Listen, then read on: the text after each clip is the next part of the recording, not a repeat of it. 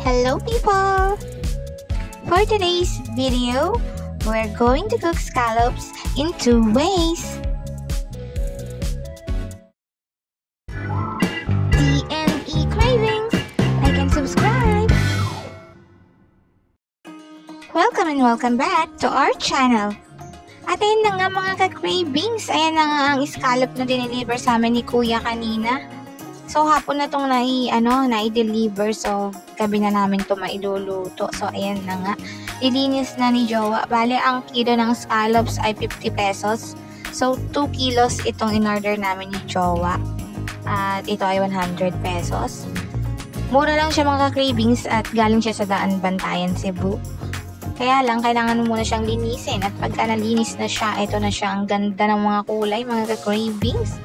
Kailangan talaga iskoba ipangkaskas nyo kasi may mga seaweeds na nakadikit sa kanya. Tapos may mga shell na nakadikit. Yung mga shell na yan, hindi na maalis. Sobrang tigas na niya. So, kami lang naman ni Jowa yung kakain yan. So, ayan. Hindi na tinadohan ng tanggal, ganun. So, ang ganda nga. Meron ditong parang yung kulay niya, animal print, gano'n. Tapos, meron ding green.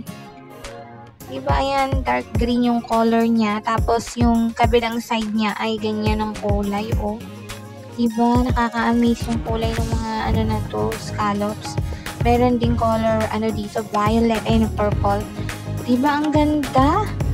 Ang ganda ng mga shell niya. Tapos, meron din dito, ayan, yung parang animal print parang muntik na maging leopard print yung itsura niya sa malayuan.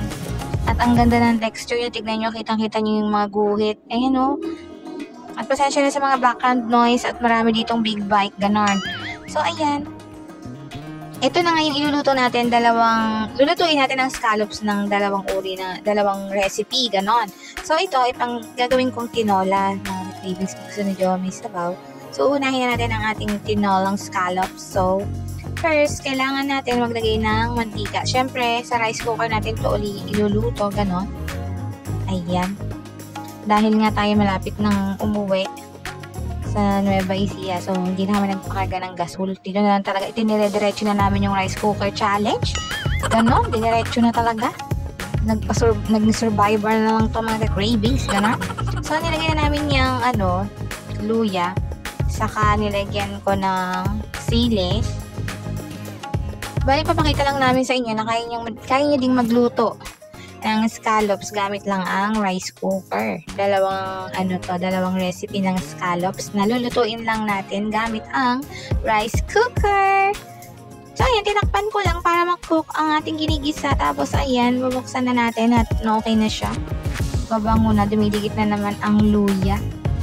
Haluin lang mabuti mga ka-cravings. Pagka ganyan na siya, ilalagay na natin ang ating main ingredients which is di pa pala scallops, my gosh. Kamatis pa pala, gano'n?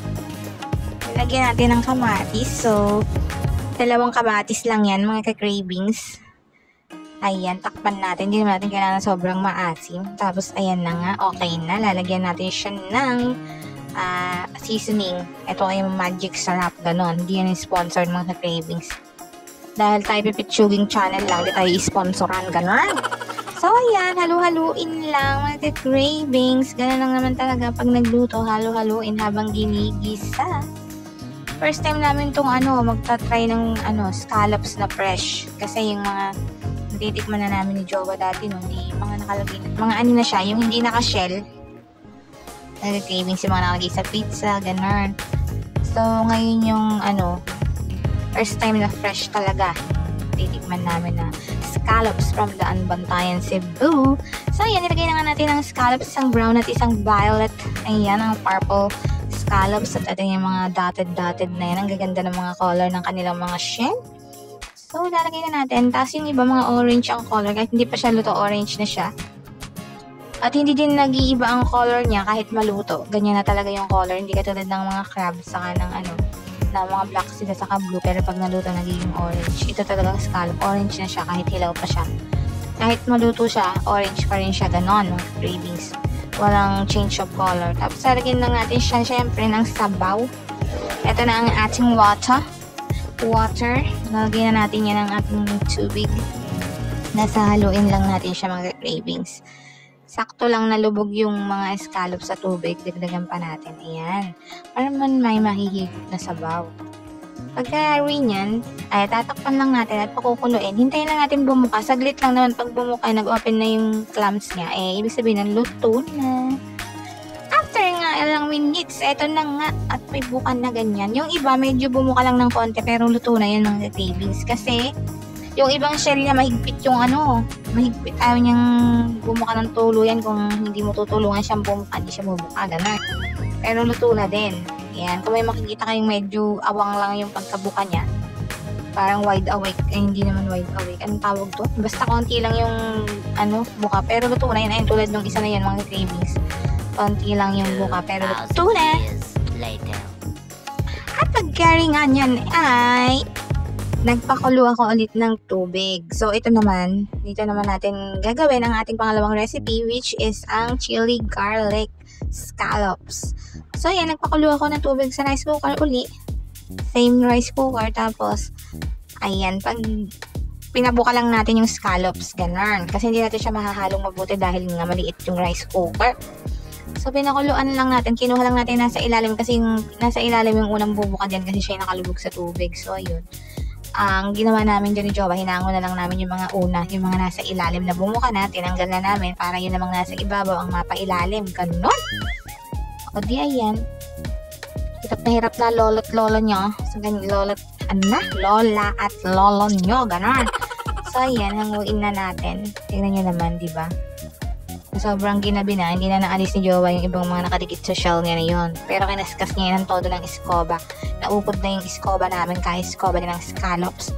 At meron na nga natanggal sa shell, ayan, dahil nga nasobrahan na ng kulo sa ilalim. Nadikdik siya sa ilalim, kaya lumabas na siya sa shell. Na-MBR na siya doon. Dahil nga claustrophobic ang isang scallops na yun, lumabas na siya sa shell, gano'n. Tapos, sinango ko lang siya lahat dyan, gano'n. Ito ang gagawin natin, syempre hanguin sa kahirapan mga scallops na luto na. Yan, ang lalaki ng laman niya, tantataba, mga cravings. Ang sarap nito. Iba yung lasa niya. Dati akala ko baka lasang tahong o mussels din yung lasa nito, pero iba yung lasa niya. Promise, masarap. Mga middle lang ay mga medium size lang naman yung size niya. Iba talaga yung sobrang lalaki ganun sa ibang bansa. Ayan, ganyan. Talagang inano namin to, hinanap namin si kuya nagtitinda ng scallops kasi nga, gusto namin matry yung fresh na scallop bago kami umalis dito sa Cebu. So, ayan na nga, pinagbigyan ng langit ang kahilingan namin ni Jowa na makatikim ng scallop na fresh. Ayan na nga. Siyempre, malayo din tayo sa daan ban tayo mga cravings, kaya hindi din, naghanap din talaga kami ng seller. Buti na lang, yung isang pinagbilan namin ng mangrove, yung niluto kong adobong isda, mangrove snapper, yung pinagbilan namin na yun, supplier siya ng mga scallops sa mga seafood restaurant. So, ayun, nakilala ni Jowa at sinabi, nagtitinda nga daw siya ng scallop, kaya ang scallop niya by order lang. Kung order ka lang, saka lang siya magdadala, gano'n, hindi niya nilalako. So, ayun na nga, umorder kami ng 2 kilos kasi 50 pesos lang naman ang 1 kilo. At para hindi mabitin si Jowa sa scallops, din 2 kilo na. So, 100 pesos yan mga cravings. O, diba, fresh na scallops for only 100 pesos? Pero nilinisin mo nga lang. Linisin mo mabuti. Siyempre, yung mga mahal na, yung nabibili mo na sa mga market, kasi linis na talaga siya. Ito kasi ikaw magkakaskas. Nang binigay sa amin yan talaga, marami siyang mga kasamang mga tawag dito, yung nakadikit na mga seaweed sa katawan ng shell ng scallop. So, kailangan mo talaga yung obligado mong kaskasin ng iskoba. Pag wala kang iskoba, wag ka na lang bumili kasi, syempre, makakain mo yung mga yun, nakadikit. Pagka ganon. Yun na yung shell ng isang nagwala. So, ayun. Lagas na ang shell niya. So, ayan. Pakukulayin lang natin hanggang bumuka ang bulaklak. Ganon. Yung iba naman dyan, medyo nga pikit. Pero na siya, mga cravings, luto na. Yung mahigpit lang yung pagkakakapit ng siya, na-shock. Yung na-shock siya, mga cravings, kaya hindi na siya nakapag-open up, gano'n. Tapos, ito na nga, tinakapagpigil si Jowa at tinry na nga. Ito yung walang flavor, titikman niya daw kung anong lasa ng wala pang flavor. Ayan, at ang sarap nga mga cravings, manamis-namis.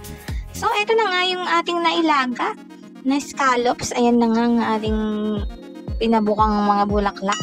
At pagkayari nga niyan, ay gagawa na tayo ng ating chili garlic. So, ayan, ang tataba nga mga ka-cravings. Hinugasan lang namin yung rice cooker at ayan na din. Diyan na din tayo magigisa. Ayan, lagyan natin ng konting mantika para di dumikit ang ating butter.